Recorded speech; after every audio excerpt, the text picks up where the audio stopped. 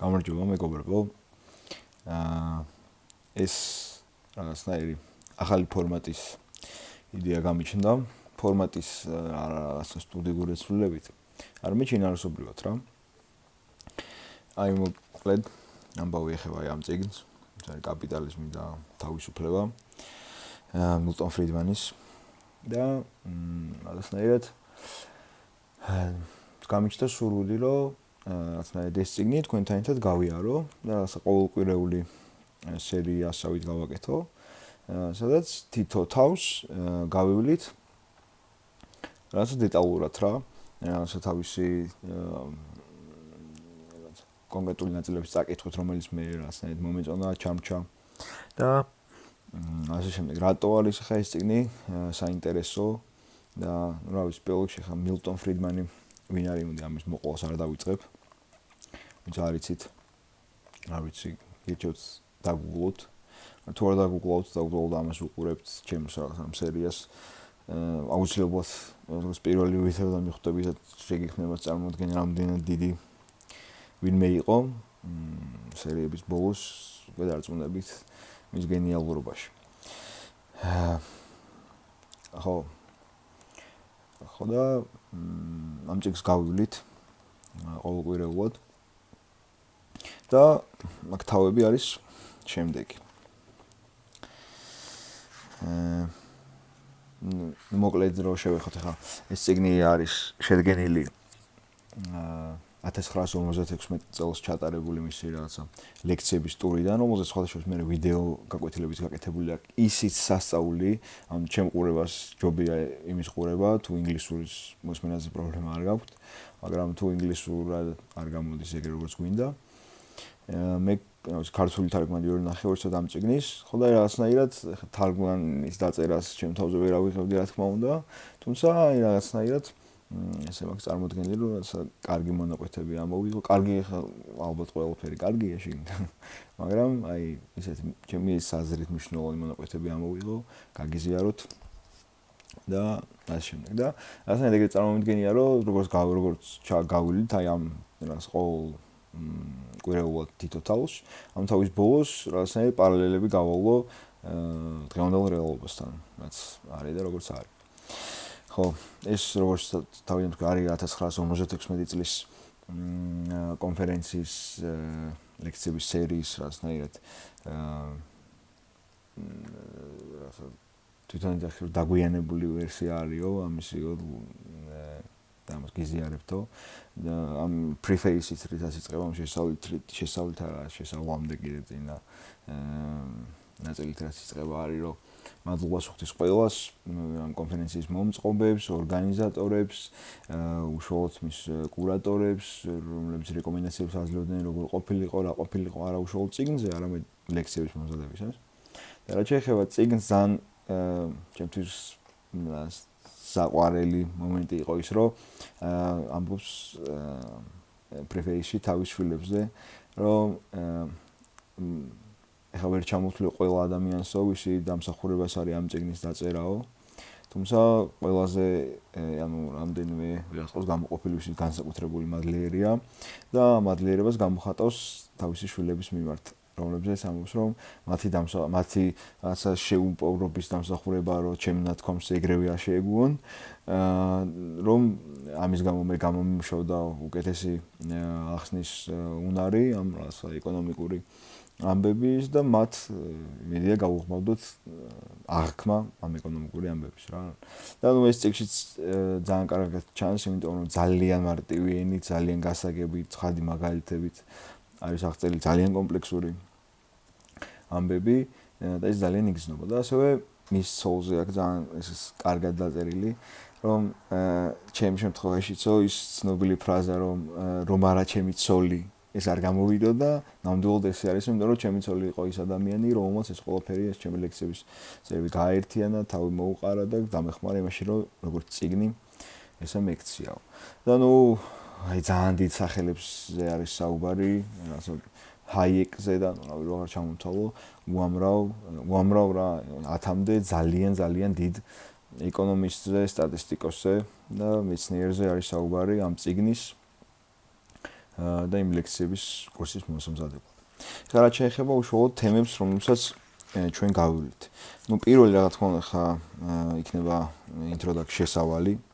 მეორე არის the relation between economic freedom and political freedom, ანუ ურთიერთობა ეკონომიკურ თავისუფლებასა და პოლიტიკურ თავისუფლებას შორის.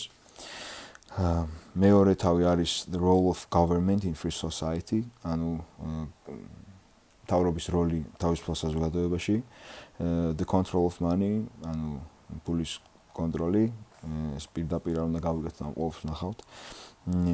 International financial and trade arrangements, ანუ საერთაშორისო ფინანსური და სავაჭრო შეთანხმებები, fiscal policy, ფისკალური პოლიტიკა, the role of government in education, თავრობის როლი განათლებაში, capitalism discrimination, კაპიტალიზმი და დისკრიმინაცია, monopoly and the social responsibility of business and labor, ანუ მონოპოლია და ბიზნესის და შრომის სოციალური პასუხისმგებლობა, საქმიანობის ლიცენზირება, შემოსავლების განაწილება, სოციალური კეთილდღეობის ღონისძიებები, სიღარიბის შემცირება და ბოლოს დასკვნა.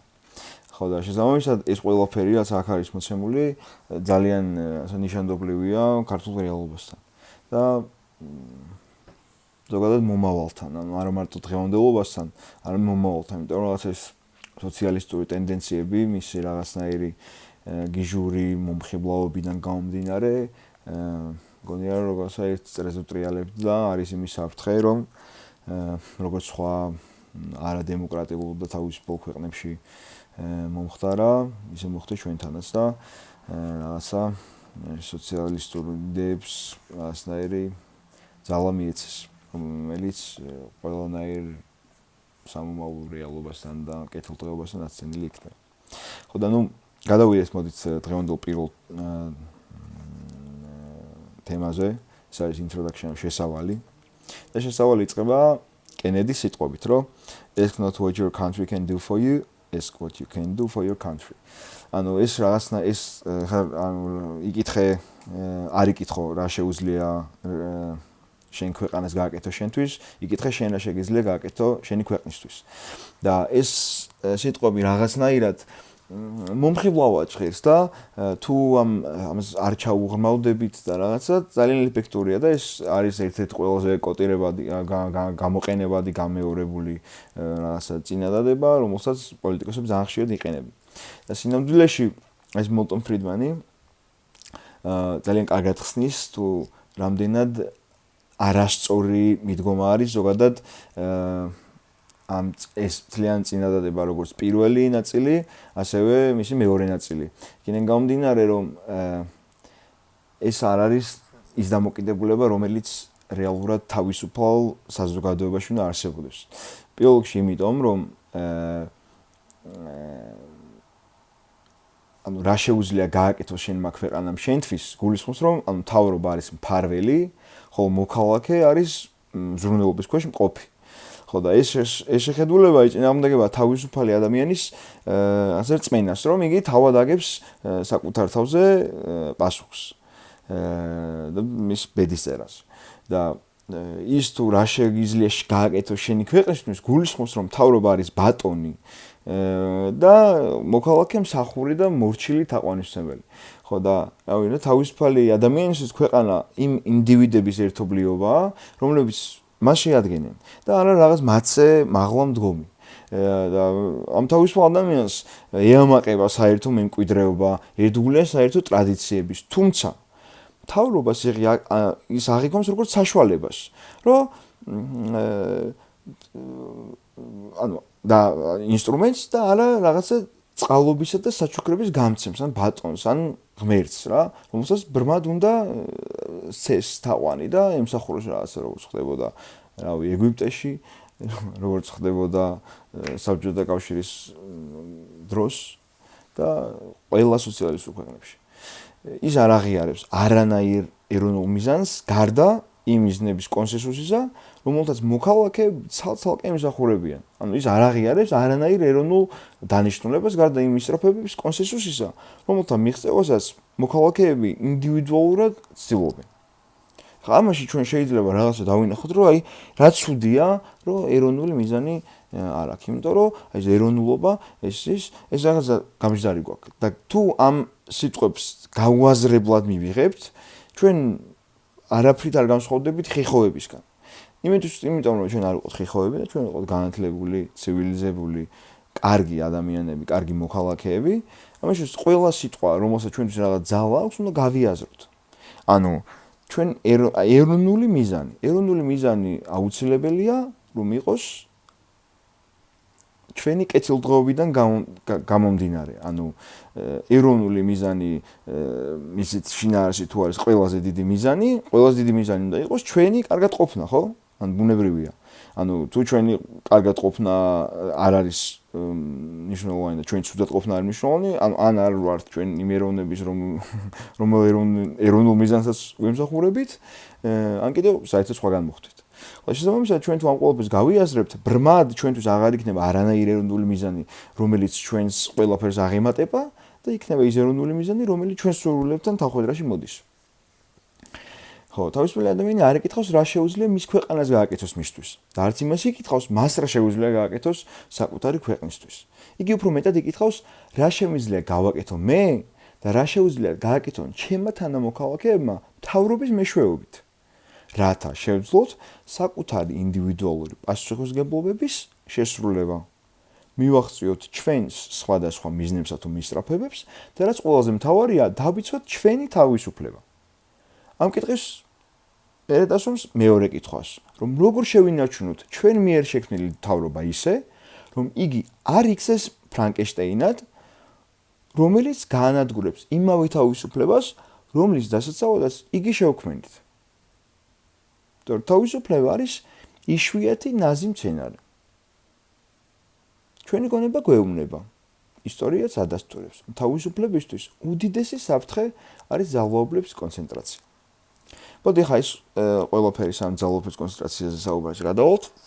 გავიაზროთ აი ეს წინადადება, რომ როგორ შევინარჩუნოთ ჩვენს მიერ შექმნილი მთავრობა ისე, რომ იგი არ იქცეს ფრანკენშტეინად, რომელიც გაანადგურებს იმავე თავისუფლებას, რომლის დასაცავადაც იგი შევქმნით.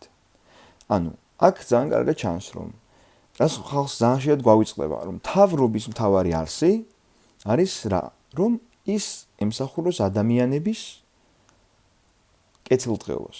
ეს კეთილდღეობა არის ძალიან დიდი სიტყვა და ჩვენ ამ წიგნის მიხედვით ძალიან მალე გავიგებთ და დავგვალიანდებით, რომ რეალურად რა არის მთავრობის მთავარი როლი და რა იგულისხმება კეთილდღეობაში. კეთილდღეობაში იგულისხმება, რომ მთავრობამ ჩვენ ფული გვირიგოს და ამით ვიყოთ კეთილები კეთილდღეობაში, თუ სხვა რაღაცა. რაც უნდა აკეთებდეს ბატონი მილტონ ფრიდმანის აზრით მთავრობა. ხო. მთავრობა აუცილებელია ჩვენი თავისუფლების დასაცავად. ის არის ინსტრუმენტი, რომელთაც თავისუფლების რეალიზება შეგვიძლია. თუმცა, პოლიტიკურ ხელში ძალაუფლების მოქცევით, ის თავადვე ხდება თავისუფლების საფრთხე. იმ შემთხვევაშიც კი, თუ ადამიანები, რომლებიც თავდაპირველად ამ ძალაუფლებას ფლობენ, კეთილი განზრახვით არიან აღჭურვილნი და არც მათ მიერ განხორციელებული ძალაუფლებას რაღაცა კორუფციაში არ ჩაუთრებია ისინი. ეს ძალაუფლება მაინც მიიზიდავს და ჩამოაყალიბებს სულ სხვა ყალიბის ადამიანებს, ანუ ადამიანებს, რომლებიც აღარ იქნებიან კეთილი იდეები და კეთილი განზრახვებით აღჭურვილნი და აღსავსენი. და საბოლოო ჯამში ცუდი ადამიანები მოვლენ ძალაუფლებაში, იმიტომ რომ იზიდავს ეს ამბავი. და შესაბამისად როგორ ვიხეიროთ ჩვენ მთავრობის დაპირებებით ისე, რომ ავირიდოთ თავისუფლებისთვის შექმნილი საფრთხე. ხო და აი მილტონი აქ გვაძლევს ორ გამოსავალს. პირველი, ეს არის მთავრობის მოქმედების სფერო უნდა იყოს შეზღუდული. ანუ, მისი მთავარი ფუნქცია უნდა იყოს ჩვენი თავისუფლებების დაცვა, როგორც ჩვენი კარიბჭის მიღმა არსებული მტრისგან, ისე თანამოქალაქეებისგან. წესრიგისა და კანონების დაცვა, კერძო ხელშეკრულების შესრულების უზრუნველყოფა და კონკურენტული ბაზრის ხელშეწყობა. ამ მთავარი ფუნქციების მიღმა მთავრობას ზოგადად შეუძლია მოგცეს საშუალება ერთობლივად განახორციელოთ ის ცალ-ცალკე გაკეთებას უფრო რთულიან ძვირი იქნებოდა. თუმცა მთავრობის ასეთი გამოყენება ყოველთვის საფრთხე შემცველია. ჩვენ არ ვართ ვალდებულნი და ვერ შევძლებთ მთავრობის ამგვარად გამოყენებისგან სრულად თავშეკავებას, მაგრამ სანამ გავაკეთებთ, სარგებელი აშკარა და საგრძნობლად უნდა აღემატებოდეს რისკებს. ხო, ანუ ჩვენ თუ გვინდა რომ მთავრობა ჩავერთოთ რაღაცა, მაგალითად ახლა გზის დაგებაში თუ არის მთავრობა აქტიურად ჩართული, ჩვენ უნდა ვიცოდეთ, რომ რა რისკებს შეიცავს ეს. ხო? ჩვენ ხედავთ რა რისკებსაც შეიცავს ეს. ჩვენ გვინდა რომ მაგალითად დისტრიბუცია რაღაცა ჩვეულებრივი გადაადგილება რაღაცა ხდებოდა, ჩვენ მოძრაობდით აქეთ-იქით, დავდიოდით, მანქანების უჭირდება კარგი გზა, ამის უზრუნველყოფაში ჩართული ყავს მთავრობა და როგორც არის ჩართული, გეხედავთ. გზების სამჯერ გაკეთება, ოთხჯერ გაკეთება. შემიძლია ჩვენ რისკები აგვიწონ და აგვეწონა რეალურად მოქალაქეებს, შეიძლება ყველაფერი სხვანაირად ყოფილიყო და ერთხელ გაკეთებული გზა იქნებოდა ერთხელ და დიდი ხნით გაკეთებული გადაუდებლად, იაფად და კარგად. ხო. და რა გადახო. ხო. და ნუ როგორც ეკონომიკური ისე სხვა საქმიანობაში უპირატესობად ნებაყოფლობით თანამშრომლობასა და კერძო მეწარმეობაზე დაყნობით ჩვენ უზრუნველყოფთ იმას, რომ კერძო სექტორი იყოს სამთავრობო სექტორის ძალაუფლების შემაკავებელი სიტყვის, რელიგიის და აზრის თავისუფლების ეფექტიანი დამცველი. ჩვენი დამცველი უნდა იყოს, ჩვენი თავისუფლების და ჩვენი უფლებების დამცველი უნდა იყოს მთავრობა. მეორე ძირითადი პრინციპი არის ის, რომ სამთავრობო ძალაუფლება უნდა იყოს დეცენტრალიზებული. თუ მთავრობამ ძალაუფლება უნდა განახორციელოს, ჯობს ის მოხდეს რაღაცა ოლქში, ვიდრე რაღაცა შტატში, ვიდრე ქვეყანაში. ანუ რაც უფრო აი ხა ჩვენ მაგალითზე რო ავიღოთ, ხა მაგალითად ჩვენ ხო გვაქვს რაღაცა მთელი რაღაც ქვეყანა, მერე გვაქვს ქალაქები, დაბები, სოფლები და შემდეგ. რაც უფრო დეცენტრალიზებული არის ძალაუფლება, მით უფრო რთული არის ერთი ადამიანისთვის, რომ ის იყოს ყველაფრის გამკარგველი. და ცუდი ადამიანი რომ რაღაცნაირად მოხდეს მთელი ქვეყნის კონტროლის რაღაცა შესაძლებლობის მქონე პოსტზე, გაცილებით უფრო რთულია დეცენტრალიზებულ ამბავში, ვიდრე ცენტრალიზებულში. ხო, და ნუ რა პლუსია, რომ თუ მე მაგალითად არ მომწონს რას აკეთებს ჩემი ადგილობრივი თემი, იქნება ეს რაღაცა კანალიზაციის სისტემა, ზონირება თუ სკოლები, მე შემიძლია ავდგე, გადავიდე სხვა ადგილობრივ თემში. და თუნდაც ცოტამ გადადგას ეს ნაბიჯი, თვით ასეთი შესაძლებლობის არსებობას, შემაკავებელი ფაქტორია რა. თუ არ მომწონს რას აკეთებს ჩემი შტატი, შემიძლია სხვა შტატშიც გადავიდე. ხა იქ ამერიკის მაგალითზე, ხო? მაგრამ თუ არ მომწონს რას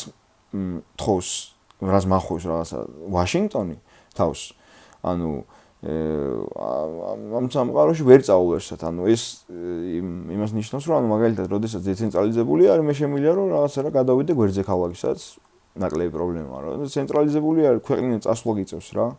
იმიტომ რომ ერთი ტიპია, რომელიც ყველა შტატს თუ ყველა ქალაქს განაგებს და შესაბამისად შენი პრობლემის გამოწვევით ის არ არის რაღაცა რომელიმე შტატი, არამედ არის ქვეყანა და არაფერი გზა არ რჩება რა და ესეთ ქვეყნების გარემოცვაში რთულია რა, ეხლა საქართველოსთან შედარებით ბევრი ქვეყანა, რომელშიც უკეთესი რაღაცა ცხოვრების წესია, სწორედ ამ დეცენტრალიზებიდან გამომდინარე და შესაბამისად საქართველოში რამე თუ არ მოგწონს, არ მიდიხარ სხვა ქალაქში, იმიტომ რომ რა აზრი, მაგრამ რა ვიცი რა, გერმანიაში მაგალითად შეგიძლია ერთი ქალაქიდან მეორეში გადახვიდე და სრულად სხვა სიტუაცია იქნება.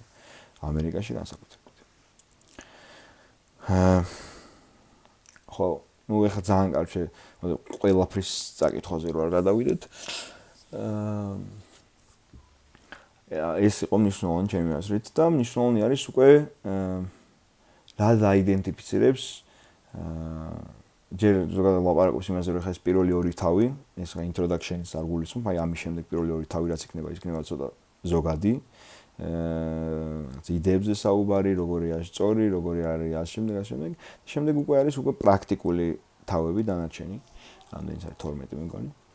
და შესაბამისად ცოტა განსხვავებული ფორმატის რაღაცა ვიდეოები გვექნება, ანუ თემებზე საუბრის მიხედვით, ანუ რაც იქნება იდეებზე საუბარი და იქნება შემდეგ რეალურ გამოცდილებაზე და რა როგორ მუშაობს და რანაირად. და მოკლედ ძალიან საინტერესო იქნება, იმიტომ რომ ძალიან ბევრს ეს დავიჭერთ ის რაც ჩვენ სამოოდ გამოგვადგება და კარგი იქნება რომ დღეს ესე გეხდებოდეს. ხო, და იქიდან გამომდინარე, რომ ყველაფერს რაღაც სახელი უნდა ერქვას, მილტონიც რაღაცნაირად ლაპარაკობს ამ ისაჭიროებაზე ამ წიგნის პერსპექტივიდან და ისამე ისახის, რომ ძალიან მოხერხებულია ქონდეს ტერმინი იმ პოლიტიკური და ეკონომიკური შეხედულების აღსანიშნად, რომელიც ამ წიგნშია გადმოცემული. კანონიერი და მართებული ტერმინი არის ლიბერალიზმი. სამწუხაროდ, როგორც უმაღლესი, თუმცა უნებლიე კომპლიმენტი კერძო მეწარმეობის სისტემის მოწინააღმდეგეებმა საჭირო ჩათვალეს მისი იალიყის მითვისება, რაღაცა. მოკლედ რა, როგორც საქართველოში ხდება რა, ეს პრობლემა იდგა 1960-იან წლების ამერიკაში. არ მომწონს საქართველოში დღესაც ხდება რა, თავი მსოფლიოში. რომ ლიბერალიზმი ლიბერალიზმი ქვია ბევრ რაღაცას, რაც ლიბერალიზმი რეალურად არ არის და ამას ხსნის, რომ როგორც ლიბერალიზმი ჩამოყალიბდა მე-18 საუკუნის ბოლოსა და მე-19 საუკუნის დასაწყისში, ინტელექტუალური მოძრაობა, რომელიც ლიბერალიზმის სახელით იყო ცნობილი, უზენაეს მიზნად აყენებდა თავისუფლებას, ხოლო საზოგადოების უზენაეს სუბიექტად ინდივიდს. ანუ რაც ნიშნავს, რომ ყველაზე მნიშვნელოვანი ლიბერალებისთვის არის ადამიანი და მისი თავისუფლება. ის მხარს უჭერდა laissez-faire, რაც ნიშნავს ჩაურევლობის პოლიტიკას და ქვეყნის შიგნით, როგორც ეკონომიკურ საქმეებში სახელმწიფოს როლის შემცირებას და ამით ინდივიდის როლის გაზრდის საშუალებას. იგი მხარს უჭერდა თავისუფალ ვაჭრობას საზღვარგარეთ, როგორც მსოფლიოს ერების მშვიდობიანად და დემოკრატიკულად გაერთიანების საშუალებას. პოლიტიკურ საკითხებში იგი მხარს უჭერდა წარმომადგენლობით მთავრობისა და საპარლამენტო ინსტიტუტების განვითარებას, სახელმწიფოს თვითნებური ძალაუფლების შეზღუდვასა და ინდივიდთა სამოქალაქო უფლებების დაცვას. ანუ ლიბერალიზმი არის იდეოლოგია ეკონომიკურად თუ პოლიტიკურად, რომელიც კონცენტრირებულია ინდივიდსა და მის თავისუფლებაზე. და არა იმ სიგიჟეებზე, რასაც დღეს აბრალებენ და არქმევენ. მე-19 საუკუნის ბოლოდან მოყოლებული, ხოლო განსაკუთრებით 1930-იანი წლის შემდეგ შეერთებულ შტატებში ლიბერალიზმი სრულიად განსხვავებულ აქცენტებთან ასოცირდება, განსაკუთრებით ეკონომიკურ პოლიტიკაში. აი ამ საუბრობს მილტონიც. იგი დაუკავშირდა მზაობას სასურველი მიზნების მისაღწევად დაყრდნობოდნენ უპირატესად სახელმწიფოს და არა კერძო ნებაყოფლობით შეთანხმებას. საკვანძო სიტყვები გახდა კეთილდღეობა და თანასწორობა და არა თავისუფლება. მე-19 საუკუნის ლიბერალი თავისუფლების გაფართოებას მიიჩნევდა კეთილდღეობის და თანასწორობის ხელშეწყობის ყველაზე ეფექტიან გზად. მე-20 საუკუნის ლიბერალი კეთილდღეობასა და თანასწორობას მიიჩნევს თავისუფლების წინაპირობად, ან მის ალტერნატივად. ხოლო კეთილდღეობისა და თანასწორობის სახელით მე-20 საუკუნის ლიბერალმა დაიწყო სახელმწიფოს ჩარევის და პატერნალიზმის იმ პოლიტიკის აღორძინების მხარდაჭერა, რომლის წინააღმდეგაც კლასიკური ლიბერალიზმი იბრძოდა. და საათის ისრის მე-17 საუკუნის მერკანტილიზმში, ანუ როდესაც ყველა იყო კონცენტრირებული ექსპორტზე, დაბრუნების პროცესშიც კი, მას უყვარს ჭეშმარიტი ლიბერალების რეაქციონერებად შეჩვენება. რაღაც ძალიან ნაცნობი სცენარია, ხო? რომ რაღაც აი იდეებიც არა, აი რაღაცა სიტყვების რახარუხი, რომ თანასწორობა, რაღაცა კეთილდღეობა, ნამდვილად ყველაზე მნიშვნელოვანი არის თავისუფლება. თუ თავისუფლება არის ხელშეუხებელი უმაღლეს დონეზე, ყველაფერი დანარჩენი არის უმაღლეს დონეზე. ლიბერალიზმის მნიშვნელობის ცვლილება უფრო თვალსაჩინოა ეკონომიკურ საკითხებში, ვიდრე პოლიტიკურში. მე-20 საუკუნის ლიბერალი, ისევე როგორც მე-19 საუკუნის ლიბერალი, მხარს უჭერს საპარლამენტო ინსტიტუტებს, წარმომადგენლობით მთავრობას, სამოქალაქო უფლებებს და ამავდროულად. თუმცა, პოლიტიკურ საკითხებშიც კი თვალსაჩინო განსხვავებაა. თავისუფლებაზე მოშურნე და შესაბამისად ცენტრალიზებული ძალაუფლების მოშიში იქნება ის სამთავრობო თუ კერძო ხელში, მე-19 საუკუნის ლიბერალი პოლიტიკურ დეცენტრალიზაციას უჭერდა მხარს. მოქმედებაზე ორიენტირებული და ძალაუფლების სიკეთეში დარწმუნებული, სანამ იგი მოჩვენებითა და ამომრჩევლის მიერ კონტროლებადი მთავრობის ხელშია, მე-20 საუკუნის ლიბერალი მხარს უჭერს ცენტრალიზებულ მთავრობას. ანუ განსხვავება კლასიკურ ლიბერალსა და დღევანდელი ლიბერალ შორის არის ის, რომ კლასიკური ლიბერალი მომხრეა დეცენტრალიზების. დღევანდელი რაღაცნაირი ლიბერალი ცენტრალიზების. იმიტომ რომ აი რაღაცა კეთილ იდეებში შეფუთული რაღაცა ბოროტობები უფრო მარტივად ხდება. და დეცენტრალიზებულ შემთხვევაში ესე ვერ ხდება.